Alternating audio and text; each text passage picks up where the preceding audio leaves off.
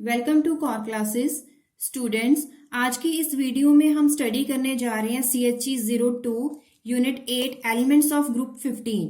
अब elements of group 15 chapter के जो लास्ट में हमने टॉपिक लास्ट वीडियो में किया था वो था हैलाइड्स ऑफ ग्रुप नंबर 15। तो आज हम करेंगे स्टार्टिंग ऑक्साइड्स के साथ। तो नाइट्रोजन, फॉस्फोरस और बिस्मथ, ये सारे जो एलिमेंट्स हैं ग्रुप नंबर 15 के, वो सभी ऑक्सीजन के साथ बॉन्ड बना सकते हैं और वेरियस वैरायटी में वो ऑक्साइड्स दे सकते हैं।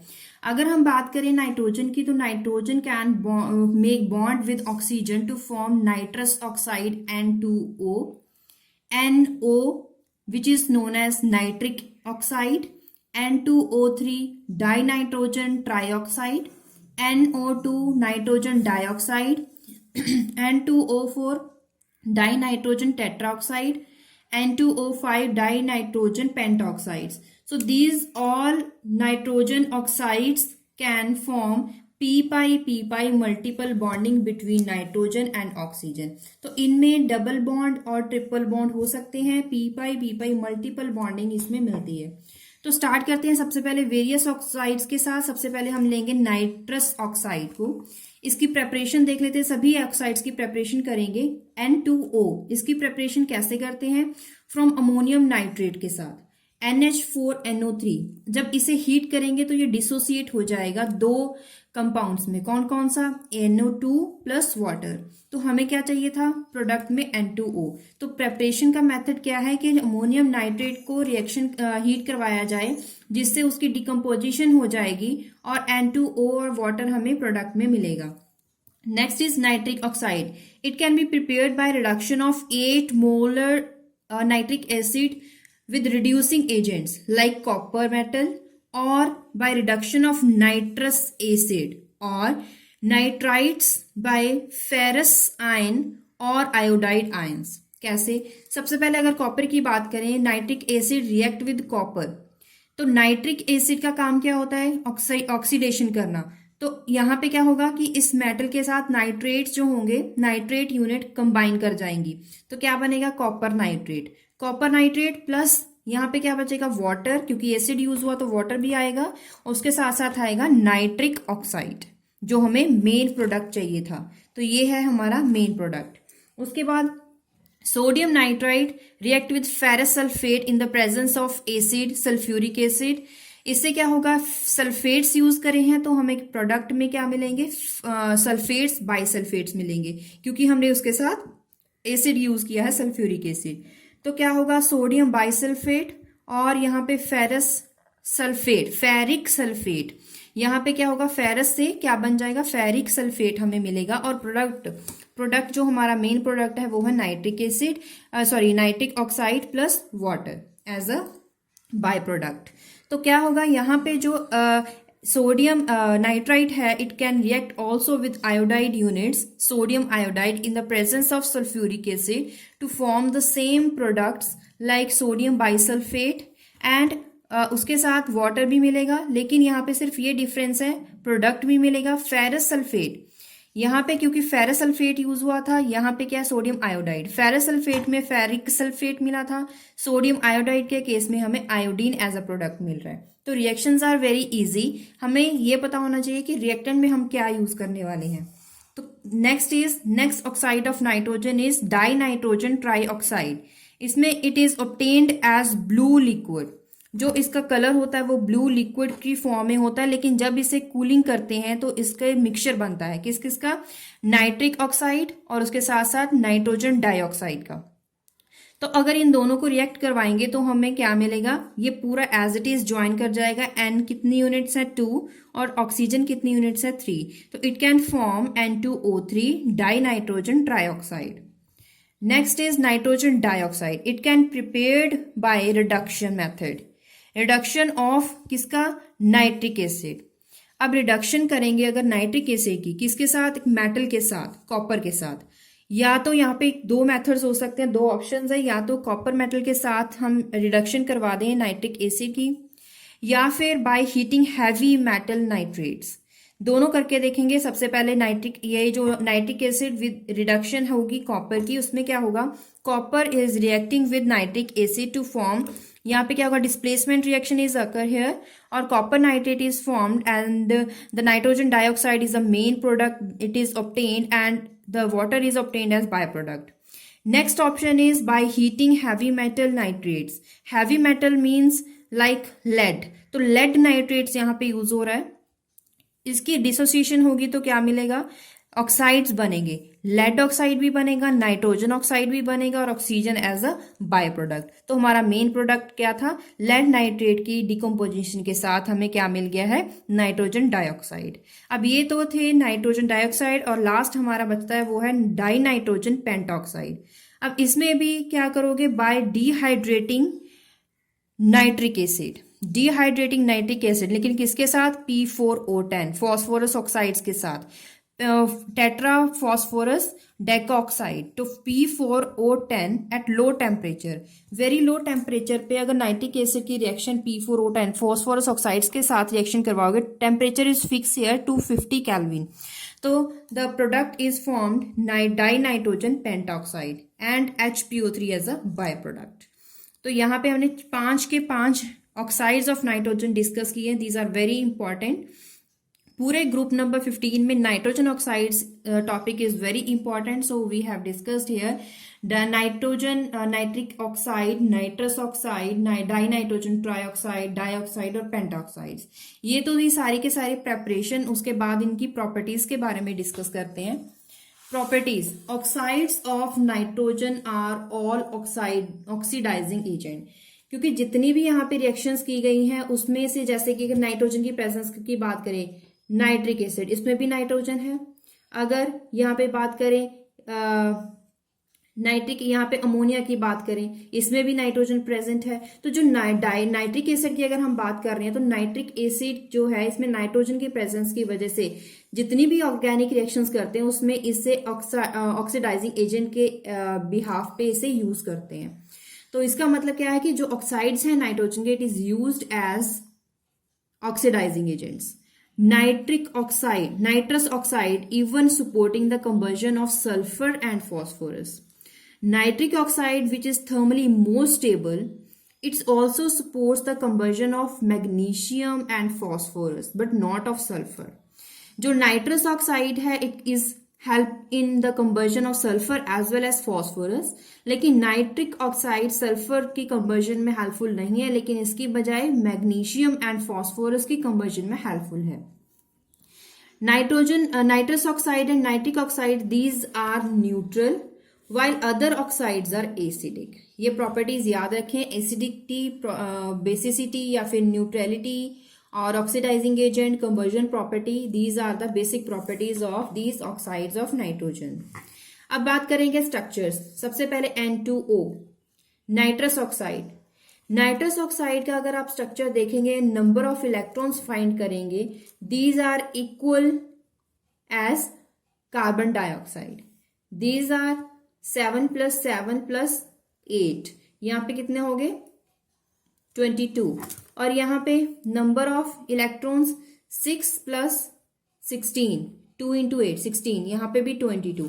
So these both nitrous oxide and carbon dioxide, these are isoelectronic with each other, so it has same structure like carbon dioxide. So it has linear structure and it has same resonating structure like carbon dioxide. लेकिन difference ये है, इसमें nitrogen की units 2 हैं, लेकिन इसमें oxides की units, oxygen की यूनिट्स 2 हैं, लेकिन स्ट्रक्चर लीनियर है. क्यों? क्योंकि these are isoelectronic with each other. तो इसका रेजोनेटिंग स्ट्रक्चर आपके लिए बनाना इजी है.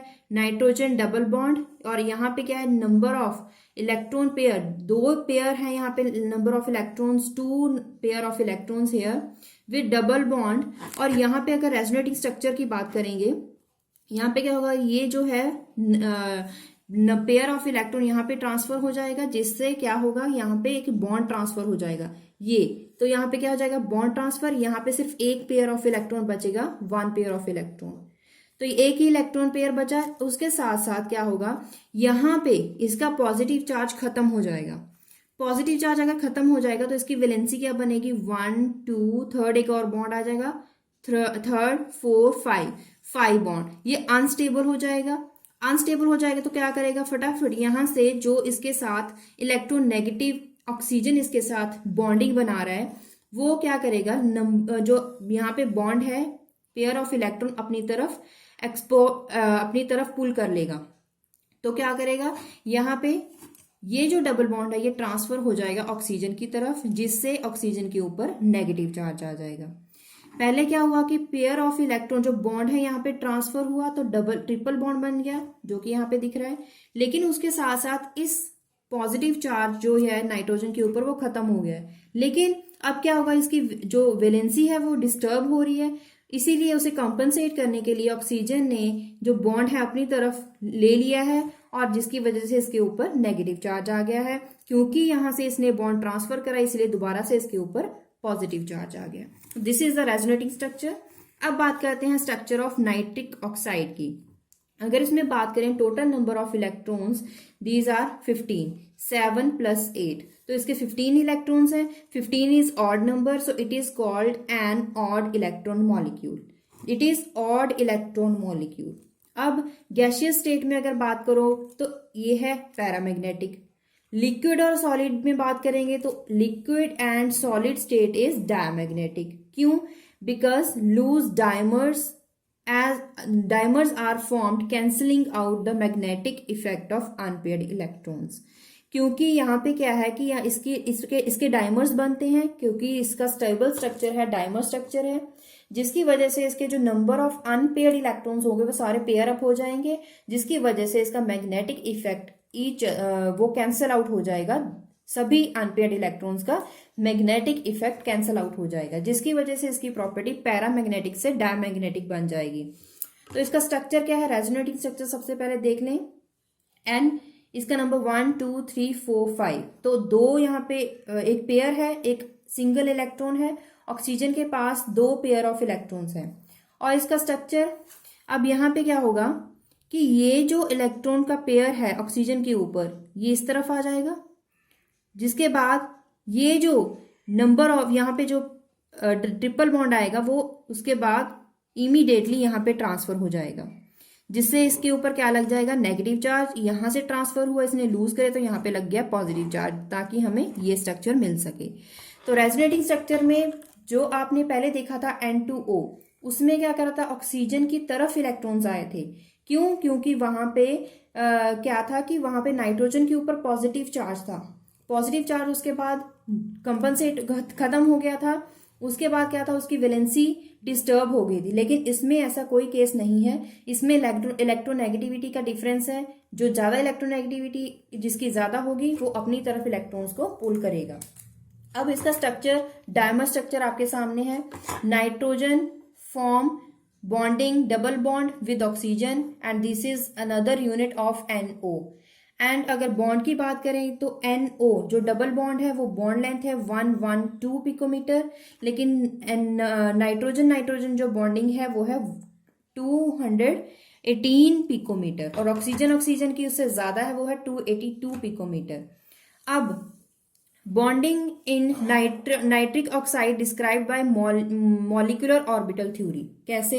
अब मॉलिक्यूलर ऑर्बिटल स्ट्रक्चर आप नाइट्रिक ऑक्साइड का बना सकते हैं। उसके बाद उसकी कॉन्फ़िगरेशन अगर लिखोगे तो ये आपके पास कॉन्फ़िगरेशन आएगी sigma 1s2, sigma star 1s2 anti bonding, sigma 2s2, sigma star 2s2, sigma 2px2, pi 2py2 which is equivalent in energy, pi 2p z2 and pi star 2p2y।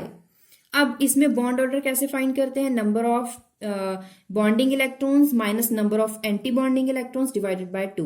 Number of bonding electrons कितने हैं, जिसके ऊपर star नहीं है वो सारे क्या है, बॉन्डिंग, 2 4 6 8 10, तो 10 है bonding electrons, minus number of anti bonding electrons कौन से हैं, जो 6 स्टार वाले हैं, ये 2 4 6, 2 4 यहाँ पे है 5, ये है 1 2 4 5, तो टोटल 5 है, 2 4 5 माइनस 5 डिवाइड बाय 2, तो ये क्या है, बॉन्ड ऑर्डर 2.5।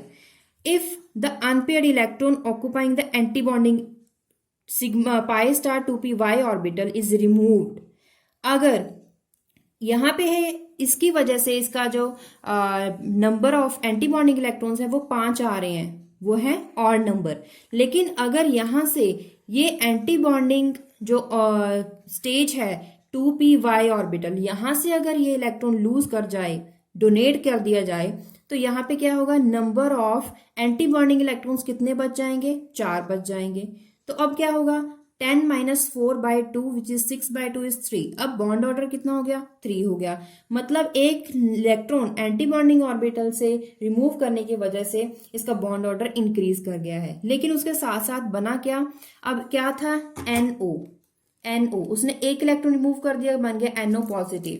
अब इसका नाम क्या है, nitrosonium ion is formed and with bond order 3। अब हुआ क्या, इस पे जो इसका स्ट्रक्चर है उस पे क्या इफेक्ट पड़ा। अब क्योंकि इसमें एक इलेक्ट्रॉन रिमूव कर दिया गया है, उससे क्या होगा, जो इसकी बॉन्ड लेंथ होगी, बॉन्ड लेंथ डिक्रीज कर जाएगी, 115 से डिक्रीज करके 106 पिकोमीटर बन जाएगी अगर हम नाइट्रोसोनियम आयन की बात करेंगे। लेकिन ये जो स्टेज है ये बनाने की जरूरत ही क्यों है, क्योंकि it is stable form and these can form very variety of salts। कैसे, nitrosonium chloride which is known as nitrosonium chloride, it forms complexes with d orbital d block elements like transition elements. क्यों हमने ये बात करी, जब हम बात कर रहे थे नाइट्रिक ऑक्साइड की, तो यहाँ पे NO पॉजिटिव की बात क्यों हुई, क्योंकि यहाँ पे जो number of anti bonding orbitals थे, वो नंबर ऑफ इलेक्ट्रॉन्स वहां पे ऑड नंबर था, लेकिन वो अनस्टेबल फॉर्म थी as compare to NO positive nitrosonium ion. लेकिन यहाँ पे अगर एक इलेक्ट्रॉन रिमूव कर दिया जाए तो ये जो स्टेज है वो ज्यादा स्टेबल बन जाएगी एज कंपेयर टू NO। अब यहाँ पे ये जो स्टेबल फॉर्म है, क्यों स्टेबल है, क्योंकि ये इसकी बॉन्ड लेंथ डिक्रीज कर गई है। दूसरी बात क्या है, ये सॉल्ट लाइक स्ट्रक्चर बना सकते हैं, ये सॉल्ट के साथ, ये किसी नेगेटिव एलिमेंट के साथ रिएक्ट करके सॉल्ट्स बना सकते हैं और ये कॉम्प्लेक्स बनाने में हेल्पफुल होते हैं विद ट्रांजिशन एलिमेंट्स। तो यहाँ पे ये जो टॉपिक है इट इज वेरी इंपॉर्टेंट, इसे मार्क कर लीजिए, ये पेपर में आ सकता है। उसके बाद हम बात कर रहे थे स्ट्रक्चर NO2 नाइट्रोजन डाइऑक्साइड। अब यहाँ पे नंबर ऑफ इलेक्ट्रॉन्स की बात करें तो कितने हैं, यहाँ पे 7, 2 × 8, तो total number of 7 + 16 which is 23। तो यहाँ पे नंबर ऑफ इलेक्ट्रॉन्स 23 हैं। ये another it is known as odd electron molecule. अब गैशियस में बात करें, गैशियस स्टेट में भी ये पैरामैग्नेटिक है। जब इसे कूलिंग करेंगे, कंडेंसेशन हो जाएगी, तो ये ब्राउन लिक्विड में कन्वर्ट हो जाएगा, इसका कलर ब्राउन हो जाएगा। और उसके बाद दोबारा से जब और कूलिंग होगी तो ये कन्वर्ट हो जाएगा solid form which is colourless, solid form में। लेकिन अब ये क्या है, it is diamagnetic in nature. ऐसा क्यों, क्योंकि यहाँ पे इसकी डायमराइजेशन हो जाती है, जैसे NO के केस में हुई थी, वहां पे भी डायमर्स बने थे, यहाँ पे भी NO2 में डायमर्स बन गए हैं, जिसकी वजह से क्या हुआ, इसका जो पैरामैग्नेटिक कैरेक्टर था वो डायमैग्नेटिक में चेंज हो गया है। अब इसकी प्रॉपर्टीज में बात कर रहे हैं, इसके स्ट्रक्चर के बारे में। This is the structure, resonating structure of NO2। यहाँ पे क्या है, NO2, N is bonded with double bond oxygen. अब यहाँ पे ये सिंगल बॉन्ड, जिसकी वजह से इसके ऊपर पॉजिटिव चार्ज और ये oxygen is carrying negative charge. अब इसमें अगर बात करें ONO, ये जो बॉन्ड एंगल है इट इज 134 डिग्री।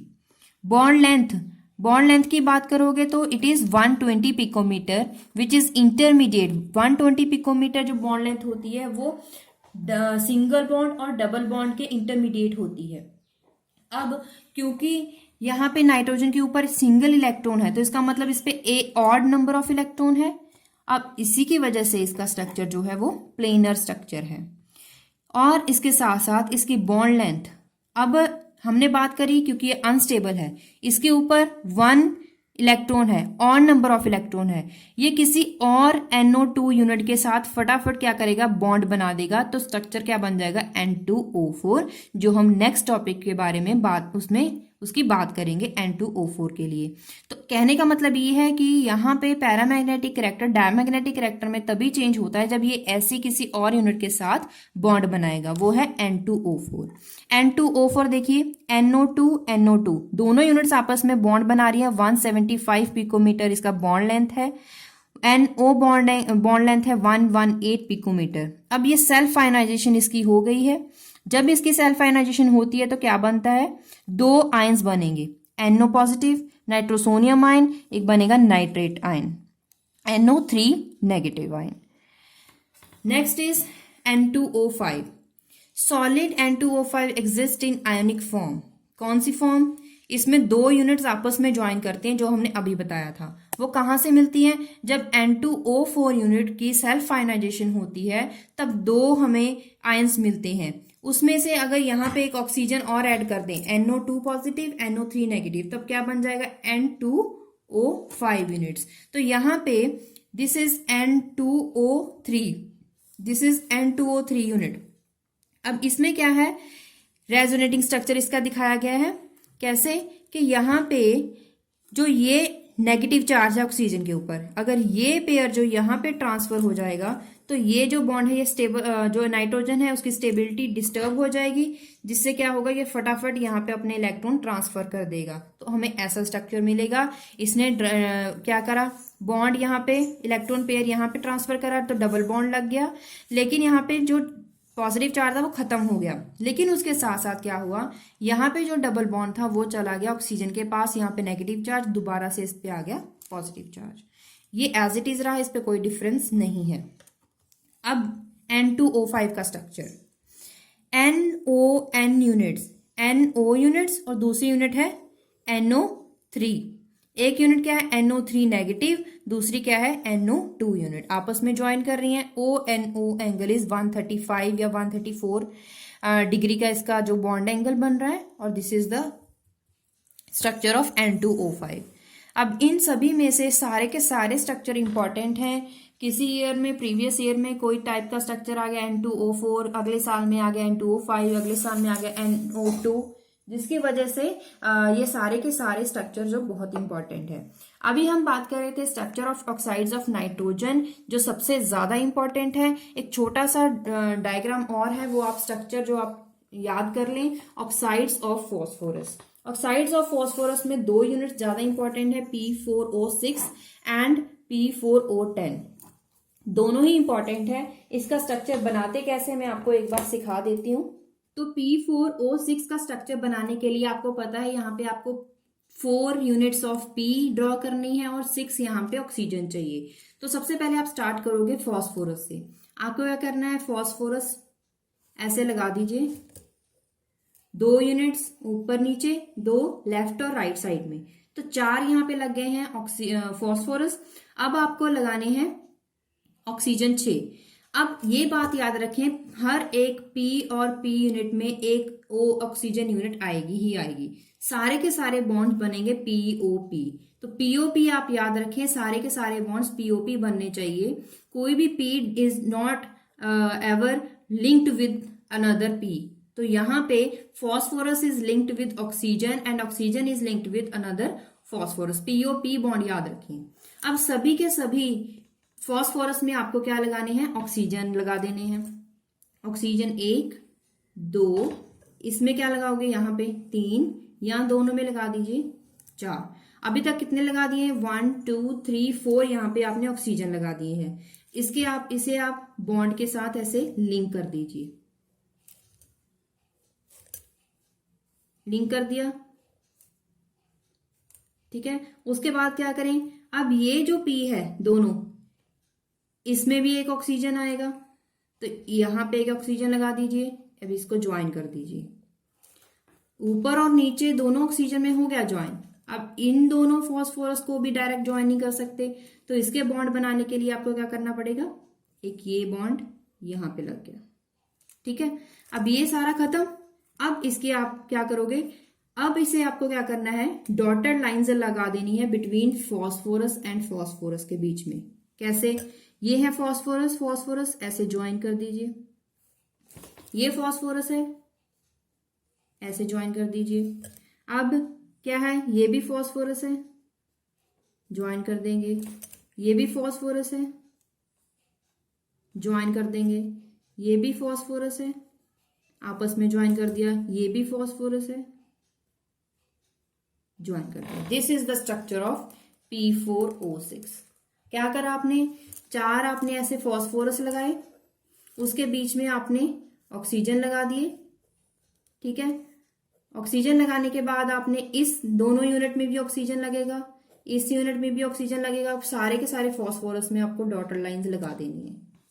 अब आपको बनाना है स्ट्रक्चर P4O10। सबसे पहले आपको क्या करना है, P4O6 का स्ट्रक्चर बनाना है।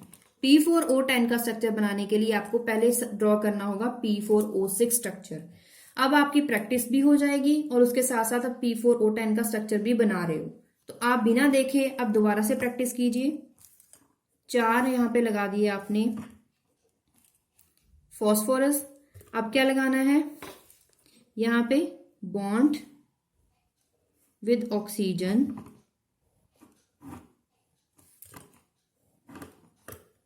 लगा दिया। अब इस यूनिट में भी लगाना है,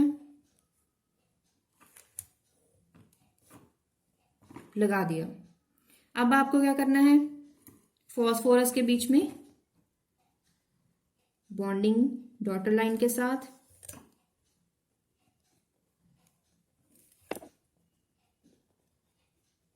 ये भी फॉस्फोरस है, ये भी फॉस्फोरस है, ये भी फॉस्फोरस है, ठीक है। अब आपने अभी तक बना दिए 6 ऑक्सीजन, अब बचे आपके पास 4 ऑक्सीजन। टर्मिनल फॉस्फोरस कितने हैं, 1 2 3 4।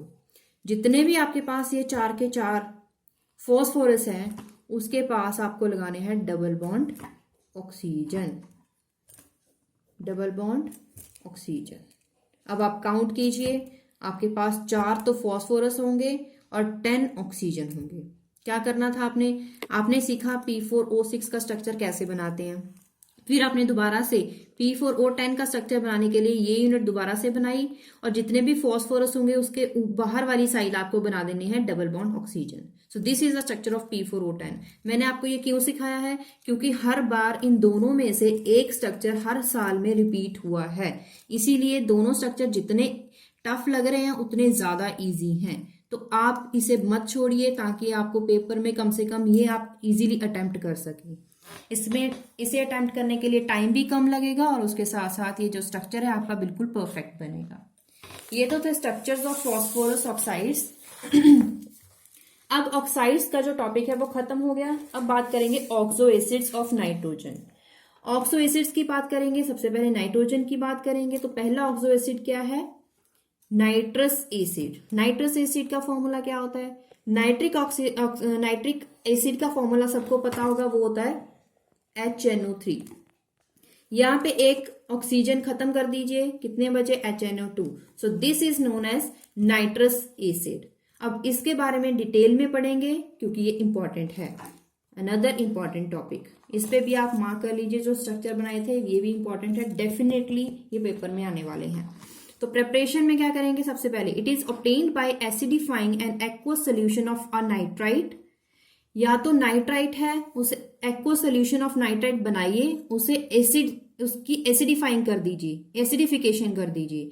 या फिर दूसरा एक और तरीका है, by passing equimolar mixture of nitric oxide and nitrous oxide. इन दोनों को ऐड कर दीजिए वाटर में, तो क्या बन जाएगा, HNO2। It is very easy. तो ये आप तरीका याद रखें, क्योंकि प्रेपरेशन में एक प्रेपरेशन तो आपको इजीली देनी ही पड़ेगी पक्का, तो उसमें आपको इजी जो अगर आप याद रखें तो आप पेपर में भूलेंगे नहीं।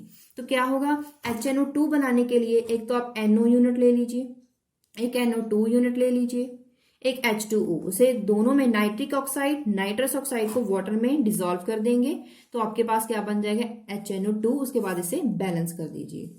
अब बात करेंगे, प्रेपरेशन होगी, properties. It is unstable and weak acid. Nitrous and nitrites are good oxidizing agents, and it can convert iodides into iodine. Ferrous salt को फेरिक में चेंज कर देते हैं, स्टेनस को स्टेनिक में चेंज कर देते हैं, सल्फाइड्स को सल्फेट्स में चेंज कर देते हैं। क्योंकि ये ऑक्सीडाइजिंग एजेंट है तो क्या करेंगे, ऑक्सीडाइजिंग एजेंट क्या करेगा, उसका ऑक्सीडेशन नंबर इंक्रीज कर देगा, पॉजिटिव ऑक्सीडेशन नंबर इंक्रीज कर देगा। अगर ऑक्सीडेशन नंबर इंक्रीज कर देगा तो उसमें उसका नाम क्या पड़ जाएगा, अगर आयोडाइड्स आयन होंगे तो वो बन जाएंगे आयोडीन। फेरस फेरिक में चेंज हो जाएगा, Fe2 पॉजिटिव Fe3 पॉजिटिव में चेंज हो जाएगा, स्टेनस स्टेनिक में चेंज हो जाएगा, सल्फाइड सल्फेट में, SO3 नेगेटिव SO4 नेगेटिव में, सल्फेट्स SO4 में चेंज हो जाएगा। अब ये कैसे, यहाँ पे हमने सिर्फ आयोडीन का बताया है।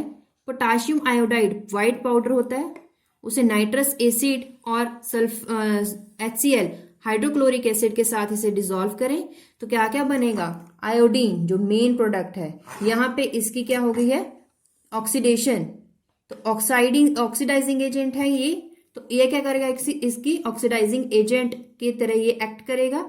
तो क्या कर देगा, ऑक्सीडेशन रिएक्शन कर देगा। क्या होगा, यहां से तो ये इस यूनिट से वाटर और नाइट्रिक ऑक्साइड तो निकलेंगे ही, उसके साथ साथ आयोडीन बनेगा और ये जो है व्हाइट पाउडर में दोबारा से KCl में चेंज हो जाएगा।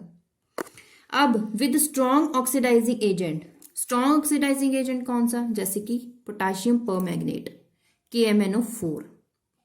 KMnO4 is react with potassium nitrite with HCl। अब क्या बनेगा, magnesium chloride, manganese chloride, potassium nitrate, water, KCl। अब ये रिएक्शन आपके ऊपर है याद रखनी है या नहीं, लेकिन ये रिएक्शन इंपॉर्टेंट है, ये जरूर याद रखें। अब बात करेंगे स्ट्रक्चर होगा N2O4 या फिर NO2 यूनिट्स, जो हमने पहले भी आपको बना के दिखाया है, वही स्ट्रक्चर आपको यहाँ पे दोबारा बना के दिखाया गया है। अब nitrite ion is a good coordinating agent. Both nitrogen and oxygen have lone pairs capable of forming coordinate bond with metal ions. इनके पास लोन पेयर प्रेजेंट है, जिसकी वजह से अगर इसके पास कोई जो मेटल आयन है उसके साथ ही इजीली बॉन्ड बना सकते हैं। इनमें आइसोमेरिज्म हो सकती है, कैसे, NO2 के पास जो है लोन पेयर्स होंगे वो मेटल जो इलेक्ट्रोपॉजिटिव मेटल होंगे उसे दे सकते हैं, या फिर ONO जो स्ट्रक्चर है वो भी उसमें से भी इलेक्ट्रॉन ट्रांसफर होकर मेटल के पास आ सकते हैं।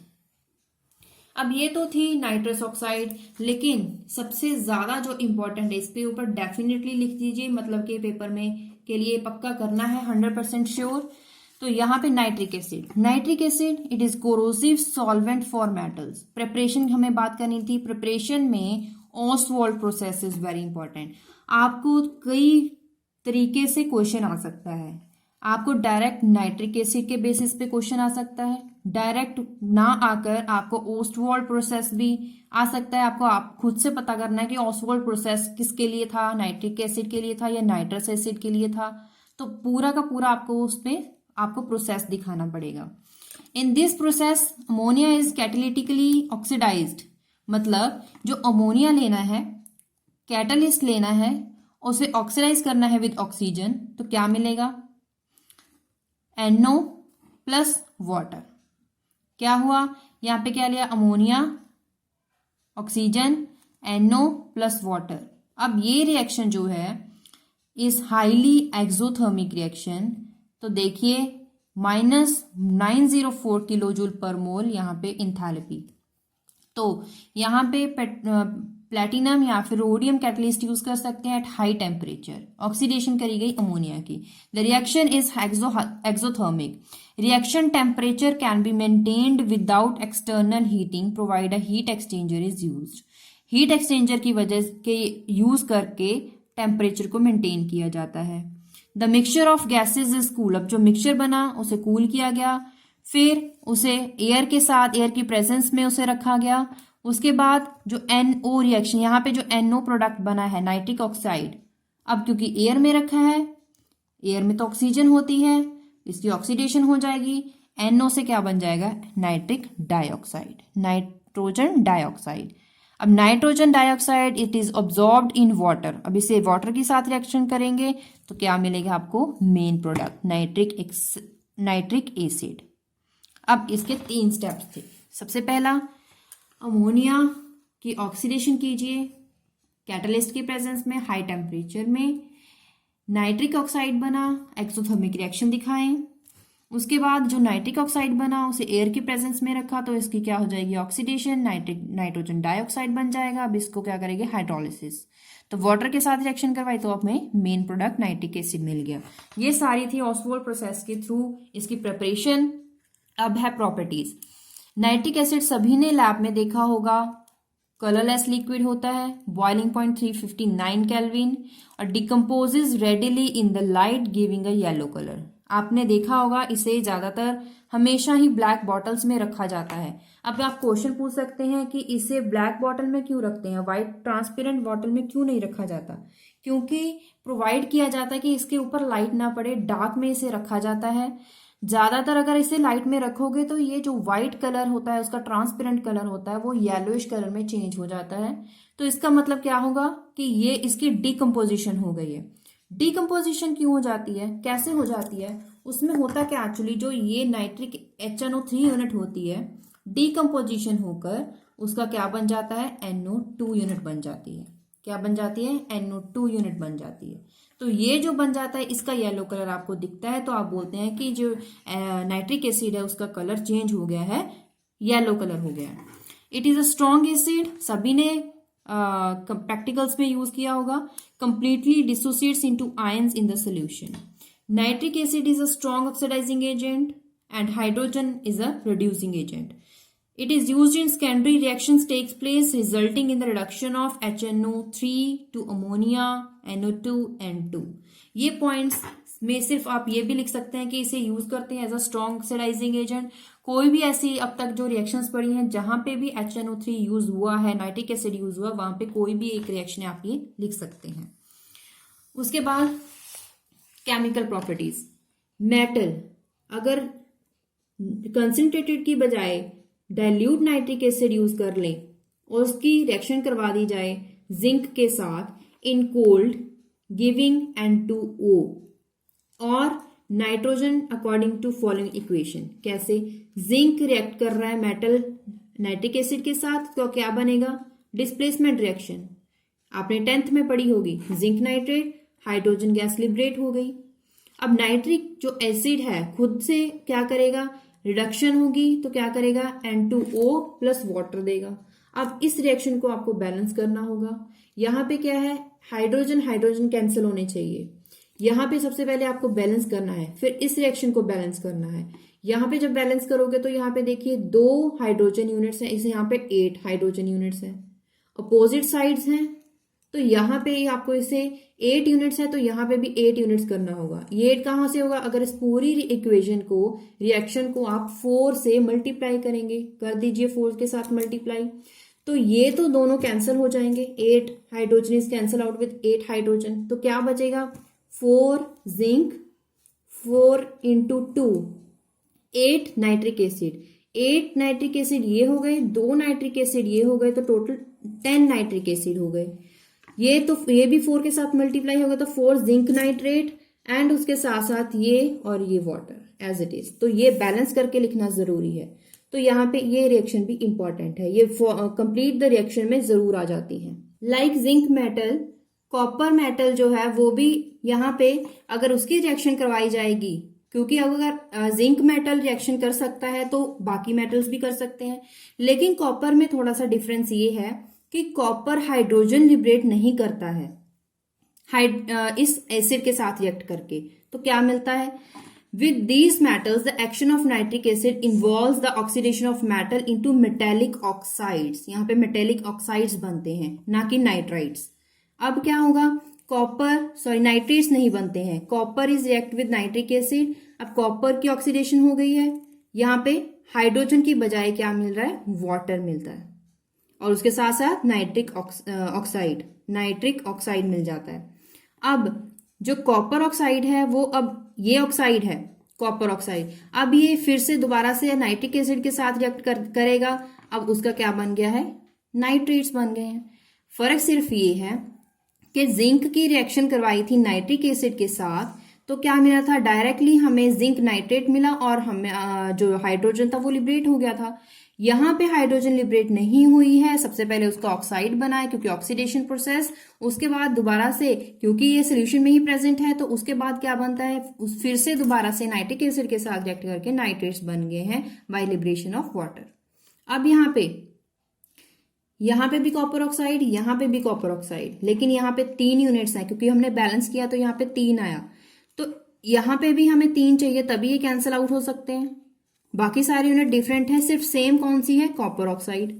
अब यहाँ पे इसे क्या करोगे, पूरी इक्वेशन को अगर 3 से मल्टीप्लाई करेंगे तो ये दोनों क्या हो जाएंगे, कैंसिल आउट हो जाएंगे। बाकी क्या बचा, 3 कॉपर, 2 नाइट्रिक एसिड, यहां से 3 इंटू 2 6, 6 प्लस 2 8, 8 नाइट्रिक एसिड, 3 के साथ मल्टीप्लाई करेंगे copper nitrate plus NO plus यहाँ पे 1 mole of water, 3 mole of water, total कितने हो गए, 4 मोल ऑफ वाटर। अब नेक्स्ट इज नोबल मेटल्स, कौन से, like rhodium, gold, platinum, not attacked by nitric acid. अब इसे रिएक्ट करवाने के लिए हमें पहले क्या करना पड़ेगा, सोल्यूशन बनाना पड़ेगा नाइट्रिक एसिड को यूज करके। उस सोल्यूशन को बोलते हैं aqua regia, it is highly concentrated solution. अब इसे क्या करते हैं, इसे 1:3 रेशियो में बनाते हैं। कौन कौन सा यूज करते हैं, एक तो नाइट्रिक एसिड यूज करोगे, दूसरा कंसंट्रेटेड HCl यूज करोगे। आपने +2 में इसे बनाया होगा, कैसे कि जो कंसंट्रेटेड नाइट्रिक एसिड है उसका आपने जो 1 पार्ट लेना है, लेकिन यहाँ पे जो कंसंट्रेटेड HCl है उसे 3 गुना लेना है। अगर यहाँ पे आप इसे 2 ml ले रहे हो तो यहाँ पे इसे 6 ml लेना पड़ेगा, मतलब यहाँ पे इसे जो 3 से मल्टीप्लाई करके वो उतना अमाउंट इसका लेना पड़ेगा। दोनों को आपको यहाँ पे मिक्स करके बॉयल करना होता है, तो क्या बन जाता है, एक्वारेजिया।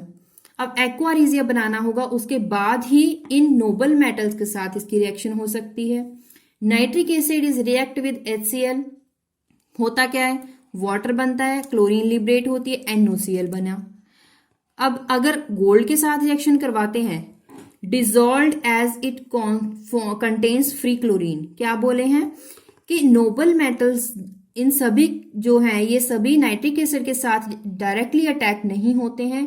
सबसे पहले एक्वारेजिया बनाना पड़ता है, it is dissolve as it contains free chlorine.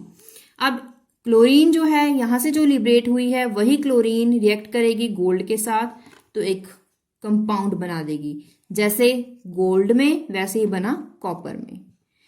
अब बात करेंगे next point, concentrated nitric acid readily oxidised phosphorus into phosphoric acid. Phosphorus की रिएक्शन अगर करवाओगे तो क्या मिलेगा, फॉस्फोरिक एसिड H3PO4 के, वो किसको यूज करके, नाइट्रिक एसिड को यूज करके। नाइट्रिक एसिड सबसे पहले लिबरेट करेगा nitric oxide, nitrogen dioxide, water, oxygen, nascent oxygen. अब फॉस्फोरस ने जो है, फॉस्फोरस की जो ऑक्सीडेशन, यहां से नीसेंट ऑक्सीजन जो लिबरेट हुई है वही नीसेंट ऑक्सीजन फॉस्फोरस को ऑक्सीडाइज करेगी, क्या मिलेगा, P4O10। अब P4O10 इस वाटर के साथ रिएक्ट करेगी, हमें मिलेगा फॉस्फोरिक एसिड। अब ये रिएक्शन 3 क्यों लिखी, सबसे पहले जब नाइट्रिक एसिड को वो इस फॉस्फोरस के साथ रिएक्ट करवाओगे तो क्या मिलेगा, nitrogen dioxide, water and nascent oxygen. यहां से जो नीसेंट ऑक्सीजन यूज लिबरेट हुई है वो फटाफट इस फॉस्फोरस के साथ यूज करके फॉस्फोरस के ऑक्साइड्स बना देगी। फॉस्फोरस के ऑक्साइड्स बनाने के साथ साथ यहाँ पे तो वाटर भी पड़ा है उसी सोल्यूशन में, तो वाटर के साथ रिएक्ट करके फॉस्फोरिक एसिड बना देगी। और दोबारा से फिर से आपको क्या करना पड़ेगा, अब देखिए इन दोनों में, दोनों अपोजिट साइड्स में कौन सी चीज सेम है, नीसेंट ऑक्सीजन। नीसेंट ऑक्सीजन को बैलेंस कीजिए, सेम कीजिए, जितने नंबर से मल्टीप्लाई करना है वो कीजिए, अब उसे कैंसिल आउट कीजिए, जो बाकी बचा वो सारा इस सेक्शन में लिख दीजिए। Next is in the presence of concentrated sulphuric acid reacts with aromatic compounds forming nitro compounds. For example, benzene is converted into nitrobenzene. It is very important reaction, इसे नोट कर लें। क्या है कि जब सल्फ्यूरिक एसिड के साथ साथ अगर रिएक्शन को में यूज करा जाए नाइट्रिक एसिड भी, तो एरोमेटिक कंपाउंड उसमें यूज हो तो क्या होगा, एरोमेटिक कंपाउंड में NO2 यूनिट ऐड हो जाती है। For example aromatic compound like benzene use करोगे, उसकी रिएक्शन करवाओगे सल्फ्यूरिक एसिड कंसंट्रेटेड और कंसंट्रेटेड नाइट्रिक एसिड, तो एक्चुअल में हो क्या रहा है, नाइट्रेशन हो रही है। ऐसी रिएक्शंस को बोलते हैं नाइट्रेशन। अब देखिए benzene, it is aromatic compound, you know well. Nitric acid concentrated, अब कंसंट्रेटेड यहाँ पे सल्फ्यूरिक एसिड भी यूज कर रहे हो। दिस अगर दोनों यूज करते हैं तो वहां पे हमें बोलते हैं कि हम क्या कर रहे हैं, बेंजीन की नाइट्रेशन कर रहे हैं। नाइट्रेशन जहां पे कर रहे हैं वहां पे क्या होगा, बेंजीन के ऊपर NO2 यूनिट लग जाती है, जिससे बोलोगे आप नाइट्रो बेंजीन। और एसिड यूज हुआ है तो यहाँ पे वाटर तो लिबरेट होगा ही। Structure of nitric oxide. Nitrogen 1, 3 oxygen atoms are coplanar. Terminal nitrogen oxygen bond are equivalent. Terminal nitrogen oxygen bonds, these are equivalent and these are N 3 oxygen are in one plane and another ये जो है NO bond is much longer as compared to the single bond. देखिए oxygen और hydrogen bonding जो है उसका bond length है 96 picometre and HON bond angle is 102 degree. NO bond length दिखाई गई है and ONO bond angle is 130 degree. This is structure of molecular structure of HNO3 and this is the resonating structure. अब यहाँ पे क्या है, double bond oxygen negative charge carrying oxygen, यहाँ पे क्या होगा, ये बॉन्ड यहाँ पे ट्रांसफर और डबल बॉन्ड यहाँ पे आ जाएगा, जिसकी वजह से अब इस ऑक्सीजन के ऊपर नेगेटिव चार्ज लग गया है। लेकिन अगर आप देखें यहाँ पे N और O bond length is 96 picometre और यहाँ पे जो bond angle ONO is 130 degree, same as in molecular structure. अब इसके अलावा कुछ इंपॉर्टेंट स्ट्रक्चर हैं, वो मैं आपको दोबारा बना के दिखा देती हूँ, क्योंकि वो पेपर में आए हुए हैं, वही हम यहाँ पे लेकर आए हैं। चार या 5 स्ट्रक्चर्स हैं। सबसे पहला है डाइफॉस्फोरिक एसिड। अब इसका स्ट्रक्चर कैसे बनाना है, फॉस्फोरिक होता है H3PO4। अब डाई का मतलब है डबल। अब कैसे, यहाँ पे क्या करना है, H सिंगल पहले फॉस्फोरस लगा लें, फॉस्फोरस के साथ अब OH bond, double bond O और OH। ठीक है, अब यहां पे क्या लग गया है H 2 यूनिट्स हाइड्रोजन और 3 यूनिट्स यहाँ पे ऑक्सीजन, और यहाँ पे फॉस्फोरस के साथ 2 OH बॉन्ड्स लगेंगे, डबल बॉन्ड ऑक्सीजन। अब इसके बाद एक और ऐसा ही स्ट्रक्चर बना लें, बिल्कुल सेम, और सिंगल यहाँ पे क्या लगा दें, ऑक्सीजन बॉन्डिंग। क्या करा है आपने P फॉस्फोरस, 2 OH बॉन्ड्स और 1 डबल बॉन्ड ऑक्सीजन के साथ। ऐसा ही दूसरा यूनिट बनाया और सिंगल सेंटर में क्या लगा दिया आपने, ऑक्सीजन लगा दिया। अब नेक्स्ट इज ट्राइफॉस्फोरिक एसिड। अब ट्राइफॉस्फोरिक एसिड में 2 की बजाय 3 फॉस्फोरिक एसिड लेने हैं, तो यहाँ पे 1 2 3 फॉस्फोरस। सेम वही केस, आपने एक ऐसी यूनिट बनानी है जैसे यहाँ पे बनाई है, बना दीजिए OH bond double bond O। यहाँ पे भी OH bond double bond O, और इनमें क्या होगा, ऑक्सीजन का बॉन्ड। अब सेंट्रल जो फॉस्फोरस है उसमें double bond oxygen as it is, और यहाँ पे जो जगह बच गई है वहां पे OH बॉन्ड। सबसे पहले क्या करा, टर्मिनल पोजीशन पे हमने दो लगा दिए हमने OH बॉन्ड, और एक लगा दिया है डबल बॉन्ड ऑक्सीजन। फॉस्फोरस और फॉस्फोरस के बीच में लगा दिया है ऑक्सीजन बॉन्ड, ऑक्सीजन लिंकेज, और बाकी इसके ऊपर सिर्फ 2 पोजीशंस जो बची हैं उसके ऊपर तो लग गया डबल बॉन्ड हो, नीचे क्या लग गया OH बॉन्ड। वेरी इजीली यह हमने स्ट्रक्चर बना दिया। अब next is cyclo triphosphoric acid लगाना है, ट्राइफॉस्फोरिक एसिड, लेकिन साइक्लिक स्ट्रक्चर बनाना है। अब साइक्लिक स्ट्रक्चर क्या, इसी को साइकिल में चेंज करना है, इसी यूनिट को साइकिल में चेंज करना है। कैसे, पी पी पी 3। अब यहां पे इसमें लिंकेज दिखा दीजिए ऑक्सीजन की, यहां पे भी लिंकेज दिखा दीजिए ऑक्सीजन की, और यहां पे ऑक्सीजन के साथ। ठीक है, अब इसके बाद क्या करना है, सभी फॉस्फोरस में वही structure, double bond O O H, यहां पे भी double bond O O H, यहां पे भी double bond O O H. बन गया स्ट्रक्चर। दोबारा से मैं आपको बना के दे देती हूं।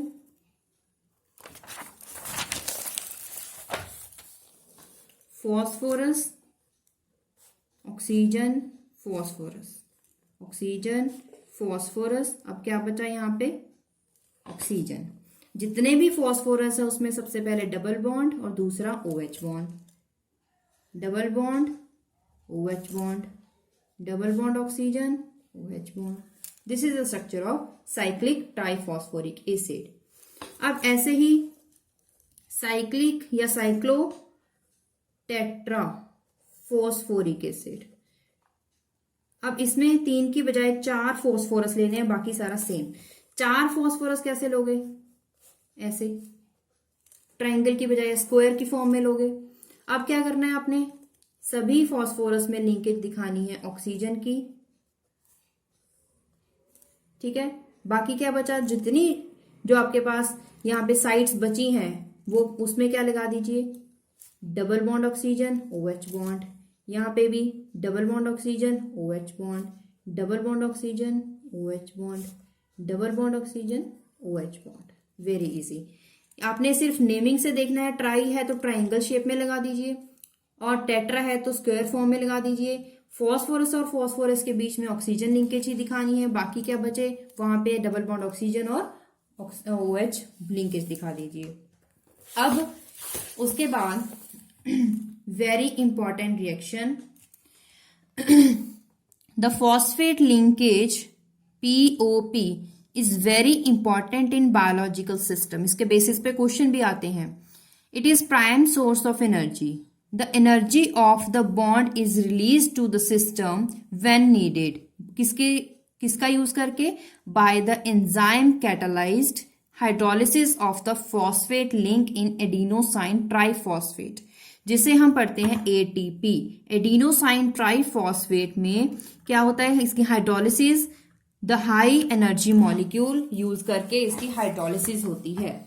क्या है, ATP, एडिनोसाइन ट्राइफॉस्फेट की लिंकेज है, हाइड्रोलिसिस करवानी है वाटर के साथ।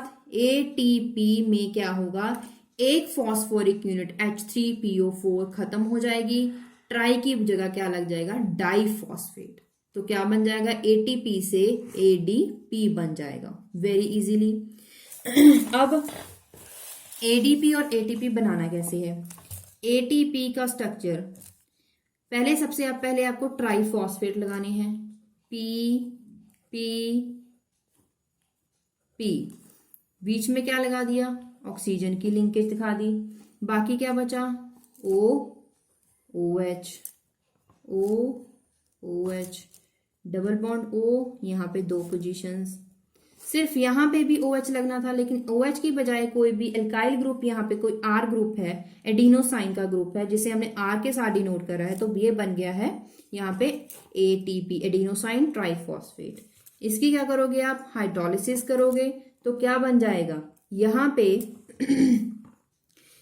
से यहां से स्टार्ट कीजिए, RP double bond OH oxygen, ये सारा स्ट्रक्चर बना दीजिए, OP डबल बॉन्ड OH ये स्ट्रक्चर बना दिया, ये स्ट्रक्चर बना दिया। ये जो बचा, ये और ये, इन दोनों को बाय प्रोडक्ट लिख दीजिए। H कितने हैं टोटल, 3, फॉस्फोरस 1, ऑक्सीजन 1 2 3 4, PO4 बच गया। This is known as ADP, adenosine diphosphate. अब ये स्ट्रक्चर आप तभी बना सकते थे अगर जो मैंने आपको पहले स्ट्रक्चर बना के दिखाए हैं, अगर वो आपको वो आते हैं, तभी मैंने पहले वो सिखाए हैं ताकि आपको इजी लगे, क्योंकि ये इंपॉर्टेंट क्वेश्चन है और इसके बेसिस पे रीजनिंग क्वेश्चंस आ जाते हैं। अब आपने रिएक्शन भी कर लिया। Next is very very important topic, सारे के सारे टॉपिक इसमें इंपॉर्टेंट हैं। Nitrogen cycle. Atmospheric nitrogen contain large reserves of nitrogen. Atmosphere में हाईएस्ट परसेंटेज में नाइट्रोजन प्रेजेंट है। Most plants and animals can not utilise it as it is, जैसी है उसी फॉर्म में यूज नहीं करते हैं। एलिमेंटल फॉर्म में प्लांट्स कैसे यूज करते हैं? In the form of ammonium salts, कैसे? As nitrates. So atmospheric nitrogen has to be converted into form of fixed. मतलब ये है कि जो नाइट्रोजन में एलिमेंटल फॉर्म में नाइट्रोजन प्रेजेंट रहती है, जो प्लांट्स हैं उसे as it is acquire utilise नहीं कर सकते हैं, इसीलिए उस नाइट्रोजन को कन्वर्ट होना पड़ता है किसी और फिक्स्ड फॉर्म में। फिक्स्ड फॉर्म में कैसे कन्वर्ट होते हैं, कैसे कैसे देखते हैं। सबसे पहले लाइटनिंग की वजह से nitrogen fixation is by lightning discharges. Lightning discharges होते हैं एटमॉस्फेयर में, क्या होगा फिर उसमें? क्या होता है कि जो नाइट्रोजन है उसकी ऑक्सीडेशन हो जाती है, नाइट्रिक ऑक्साइड, यहाँ पे NO बन जाता है। अब उसके बाद उसमें अगर बारिश आ जाए तो वाटर है बारिश में, अब उसमें क्या हो गया, क्या बन गया? नाइट्रिक एसिड बन गया। This nitric acid is washed bye rain into the soil. अब रेन की वजह से वो नाइट्रिक एसिड मिट्टी में चला गया, सॉइल में चला गया, where it is neutralised by lime. अब ये एसिड है, लेकिन जो सॉइल है उसमें लाइम प्रेजेंट है। Acid react with alkali to form neutral product, तो न्यूट्रलाइज हो जाता है वो nitric acid and into the form of calcium nitrate, क्योंकि वहां पे कैल्शियम फॉस्फेट्स प्रेजेंट है, कैल्शियम प्रेजेंट है, पोटाशियम प्रेजेंट है, कैल्शियम के साथ रिएक्ट करके कैल्शियम नाइट्रेट बना देता है, जिसे यूज करते हैं प्लांट्स। क्या था? लाइटनिंग होगी, लाइटनिंग की वजह से क्या हुआ, नाइट्रोजन ने रिएक्ट करा ऑक्सीजन के साथ, नाइट्रिक ऑक्साइड बना, फिर वो वाटर के साथ रिएक्ट करा, नाइट्रिक एसिड बना। वो बारिश की वजह से वो नीचे आ गया मिट्टी में। मिट्टी में क्या होता है, एल्कलीज प्रेजेंट है, जिसकी वजह से जो एसिड है उसकी न्यूट्रलाइजेशन हो जाती है और न्यूट्रल प्रोडक्ट मिलते हैं। और कैल्शियम प्रेजेंट होता है, तो कैल्शियम की वजह से calcium is reacting with nitric and HNO3 to form calcium nitrate. अब next is biological nitrogen fixation. Biologically bacteria, कैसे?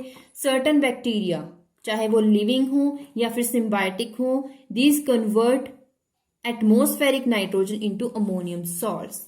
अब ये बैक्टीरिया नाइट्रोजन को कन्वर्ट कर देते हैं into ammonium salts.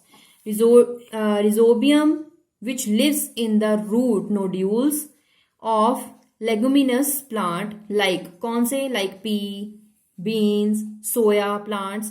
Such bacteria, these are known as nitrogen fixing bacteria. अब तो अगला point, ammonium salt and nitrates taken up. Ammonium salt जो बैक्टीरिया ने बनाए और नाइट्रेट्स बने, अब वो कैसे गए? वो चले गए सॉइल में और उसके बाद प्लांट्स में चले गए, which convert them into proteins और न्यूक्लिक एसिड बने। From plants these are passed on to herbivores. Herbivores ने प्लांट्स को खा लिया, हार्बीवोर्स को कार्निवोर्स ने खा लिया। Animals which lives on plants and then on carnivores along the food chain. अब वो फूड चेन में पार्टिसिपेट कर रहा है डिकम्पोजिशन के साथ भी। अब जो प्लांट्स और एनिमल्स है जिसमें नाइट्रोजन प्रेजेंट है फिक्स्ड फॉर्म में, अब वो जो एनिमल्स हैं दीज वुड डाई। अब उनकी जो बॉडी है उसकी डिकम्पोजिशन हो जाएगी। The nitrogenous compounds in their body get decompose, तो डिकम्पोज होके क्या बनेगा? अमोनियम बनेंगे या कंपाउंड्स बनेंगे। अब उसे अमोनियम कंपाउंड्स को चेंज करने वाले बैक्टीरिया को बोलते हैं अमोनिफाइंग बैक्टीरिया। और नाइट्राइट्स की ऑक्सीडेशन कर देंगे तो नाइट्रेट्स बन जाएंगे। ऐसे बैक्टीरिया जो नाइट्राइट्स को ऑक्सीडाइज करके नाइट्रेट्स बना देते हैं उसे बोलते हैं नाइट्रीफाइंग बैक्टीरिया। नाइट्रेट्स को ऑक्सीडाइज करने वाले होते हैं नाइट्रीफाइंग बैक्टीरिया अमोनिया को ऑक्सीडाइज करने वाले होते हैं अमोनिफाइंग बैक्टीरिया। ये बात आप याद रखें। अब यहाँ पे मैं इसे डायग्राम के साथ समझाती हूँ। सबसे पहले क्या हुआ, एटमॉस्फेरिक नाइट्रोजन थी, लाइटनिंग हुई, नाइट्रोजन के ऑक्साइड बने, रेन हुई, नाइट्रेट सॉइल में आए, उसके बाद प्लांट्स ने उसे एब्जॉर्ब कर लिया, फिर एनिमल्स ने उसे खा लिया और प्रोटीन्स जो था इसमें वो एनिमल्स में चला गया फूड चेन में। एनिमल डाई हो गए, मर गए, उनकी डिकम्पोजिशन हो गई, क्या हुआ, या फिर प्लांट्स की डीके, यहाँ पे एनिमल्स डाई करे उसकी भी डिकम्पोजिशन और प्लांट्स की भी, तो क्या बना, ammonia and ammonium compounds, NH3 and ammonium compounds, NH4+ या उसके साथ कोई भी नेगेटिव कंपाउंड आयन जुड़ गया तो जिसे बोलते हैं अमोनियम कंपाउंड्स। अब दूसरा था अमोनियम फर्टिलाइजर्स, ये कंपाउंड्स बनाते हैं जो आर्टिफिशियल होते हैं। अब अमोनिया, एटमॉस्फेरिक नाइट्रोजन जो थी वो हैबर प्रोसेस के थ्रू भी अमोनिया बनाती है, आपको पता है। नाइट्रेट्स जो सॉइल में प्रेजेंट है, बैक्टीरिया की हेल्प से ये जो है नाइट्रेट्स दोबारा से सॉइल में आ जाते हैं। तो ये सारा हमने पढ़ा था इस नाइट्रोजन साइकिल में। It is very very important. इसके साथ जो मोस्ट इंपॉर्टेंट टॉपिक और है जिसे मैंने सेपरेट लिखा है, लेकिन ये नाइट्रोजन साइकिल का ही हिस्सा है, लेकिन मैंने इसे सेपरेटली बनाया क्योंकि ये बहुत ही इंपॉर्टेंट टॉपिक है। Important, it is most important topic, nitrogen fixation. अब ये क्या होती है, जो हमने बोला कि फिक्स्ड नाइट्रोजन, उसे ही बोलते हैं नाइट्रोजन फिक्सेशन। क्यों, to enhance the agricultural products it is needed when the same soil is cropped year after year. एक ही तरह की फसल लगाते हैं उसी मिट्टी में बार बार, तो उससे क्या होता है, जो सॉइल है उसकी जो इंपॉर्टेंस है, उसकी जो क्षमता है वो खत्म होनी शुरू हो जाती है, वो डिक्रीज करनी शुरू हो जाती है। उसमें जो उस मिट्टी में जो नाइट्रोजन कंटेंट है वो डिक्रीज करना शुरू कर देता है। तो उससे क्या होता है, हमें आर्टिफिशियल फर्टिलाइजर यूज करते हैं ताकि उसकी जो मिट्टी में नाइट्रोजन की कमी आ गई है उससे कंपनसेट कर सकें। तो उसे बोलते हैं आर्टिफिशियल फर्टिलाइजर। आर्टिफिशियल फर्टिलाइजर में आर्टिफिशियल नाइट्रोजन होती है। Atmospheric nitrogen can be fixed and its conversion into ammonia by Haber process. दूसरा, formation of calcium cyanamide is another such method. अगर कैल्शियम साइनामाइड बना दिया जाए, वो कैसे बनता है, अगर एटमॉस्फेरिक नाइट्रोजन है उसे रिएक्ट करवा दिया जाए कैल्शियम कार्बाइड के साथ हाई टेम्परेचर पे, तब क्या बनता है, कैल्शियम साइनामाइड, और जो कोल है वो एज इट इज साइड में प्रोडक्ट बन जाता है। कैल्शियम साइनामाइड जो है it is used in large amount as nitrogenous fertiliser. कैसे फर्टिलाइजर बनाते हैं, इसकी हाइड्रोलिसिस करते हैं, स्लो प्रोसेस के साथ इसकी हाइड्रोलिसिस होती है। अब क्या होता है, उसमें कैल्शियम कार्बोनेट और अमोनियम हाइड्रोक्साइड बन जाते हैं जिसे यूज करते हैं एज अ फर्टिलाइजर। तो नाइट्रोजन साइकिल और nitrogen fixation, these topics are very very important. अब कुछ फर्टिलाइजर की बात कर रही है तो हम फॉस्फेट फर्टिलाइजर की बात कर लेते हैं, क्योंकि अभी हमने नाइट्रोजन फर्टिलाइजर्स की बात करी। Plants and animals take phosphorus from their growth through the different sources. कौन से sources, plants take phosphorus from the soil, nitrogen भी होता है, फॉस्फोरस भी, पोटाशियम भी होता है, वहां से सॉइल में से जो प्रेजेंट होता है फॉस्फोरस उसे लेते हैं, contain small quantities of phosphorus as phosphates. वो फॉस्फेट्स की प्रेजेंट में रहता है। Phosphates are very important fertilisers.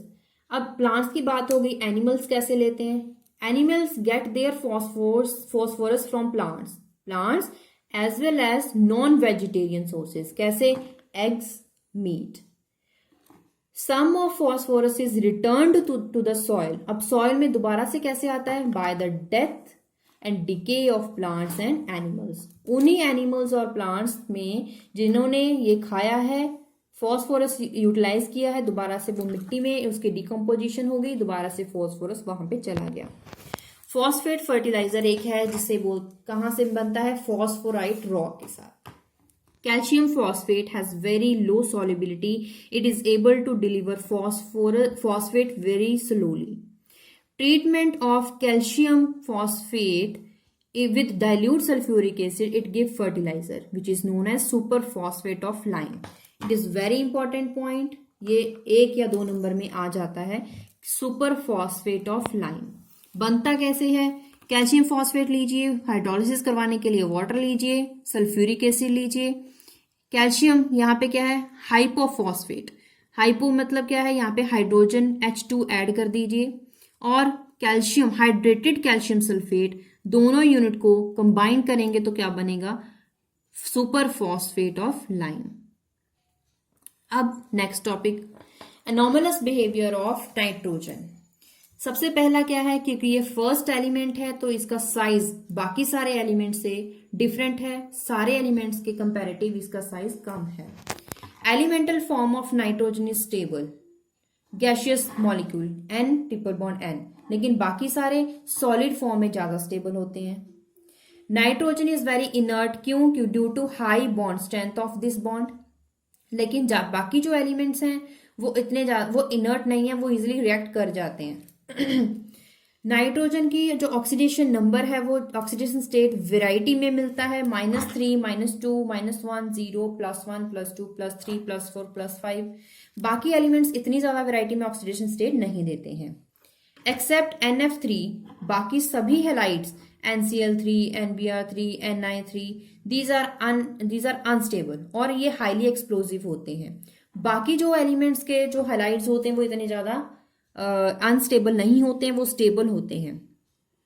Oxides की बात करें, नाइट्रोजन के जो भी ऑक्साइड्स हैं वो गैसियस स्टेट में होते हैं, लेकिन फॉस्फोरस, आर्सेनिक की बात करें वो सारे ऑक्साइड्स सॉलिड फॉर्म में होते हैं। Nitrogen cannot expand it's octet.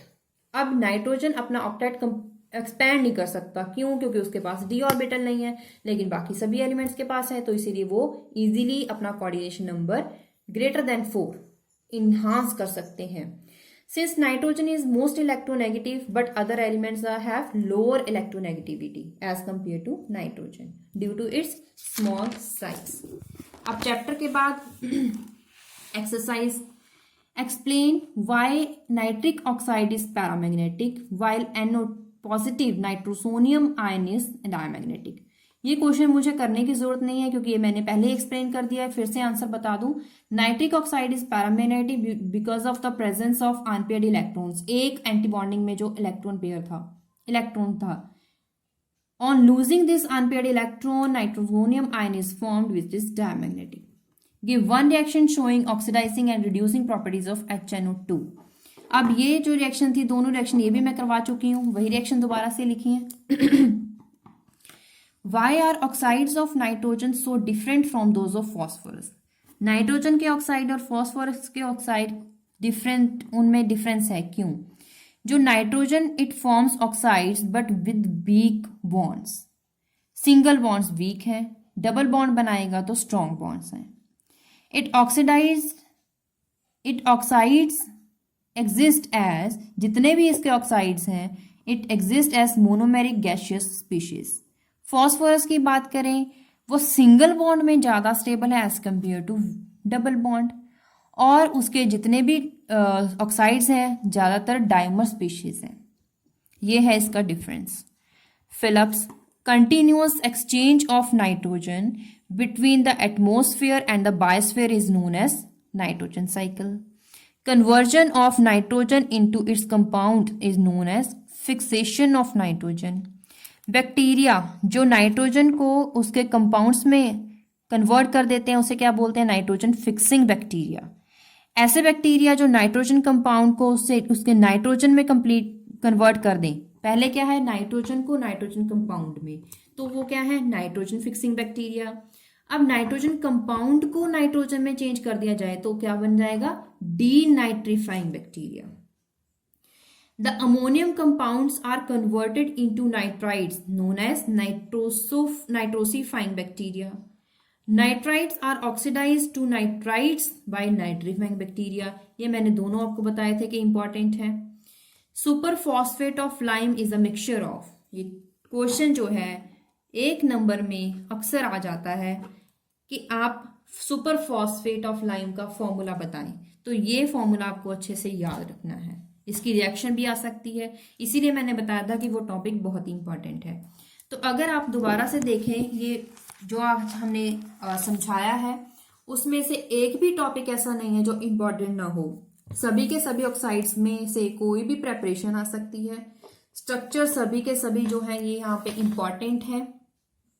इसके अलावा जो फॉस्फेट्स के जो ऑक्साइड्स हैं, फॉस्फोरस ऑक्साइड्स, वो सभी के सभी उसके स्ट्रक्चर्स इंपॉर्टेंट है। P4O6, P4O10, N2O4, N2O5, N2O3, N2O4, और उसके बाद जो मेन टॉपिक थे HNO2, नाइट्रस एसिड हो गया, नाइट्रिक एसिड हो गया, हैबर प्रोसेस हो गया, या फिर ओसवाल्ड प्रोसेस हो गया, ये सभी के सभी इंपॉर्टेंट है। इसीलिए आज की वीडियो आपके लिए बहुत ही इंपॉर्टेंट रहने वाली है। इसके बाद हमने नाइट्रोजन फिक्सेशन किया था, वो भी इंपॉर्टेंट है। अगर इस वीडियो में आपको कोई भी डाउट है तो दोबारा आप कमेंट बॉक्स में पूछें, आपको हम दोबारा से उस टॉपिक को कंसीडर करेंगे।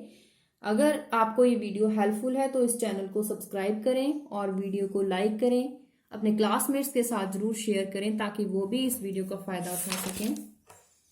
और यहाँ पे देखिए ये क्वेश्चन बहुत इंपॉर्टेंट है, नाइट्रेशन ऑफ रिएक्शन। कुछ इंपॉर्टेंट स्ट्रक्चर आपको बताए थे, ये इसे आप रिवाइज कर लें, 1 या 2 बार बना के देखेंगे तो आपको इजीली याद हो जाएगा। ये रिएक्शन बहुत इंपॉर्टेंट है, ATP into ADP। Nitrogen cycle, जिसमें से उसका टॉपिक है नाइट्रोजन फिक्सेशन, ये डायग्राम उसमें आपको जरूर बनानी है। अगर डायग्राम अच्छे से बन गई है तो आपको पूरे के पूरे नंबर मिलने के चांसेस हैं। और इसे एक्सप्लेन करना, हर एक स्टेप को एक्सप्लेन करना जरूरी है। और उसके बाद जो हमने टॉपिक पढ़ा था एंड में, फॉस्फेट फर्टिलाइजर, इसमें से super phosphate of lime is very very important. अब नॉर्मलस बिहेवियर में आपको क्वेश्चन आ सकता है कि इलेक्ट्रोनेगेटिविटी का क्या डिफरेंस है और क्यों डिफरेंस है, और nitrogen is inert but other elements of group number 15 is not inert, these are stable, these are unstable, ऐसा क्यों, वो रीजन भी बताना है। उसके बाद ये सारे क्वेश्चन जो हमने पहले ही डिस्कस कर लिए थे। तो अगर आपको वीडियो हेल्पफुल है तो प्लीज इस वीडियो को लाइक करें और चैनल को सब्सक्राइब करें और देखते रहिए हमारा channel core classes. Thank you.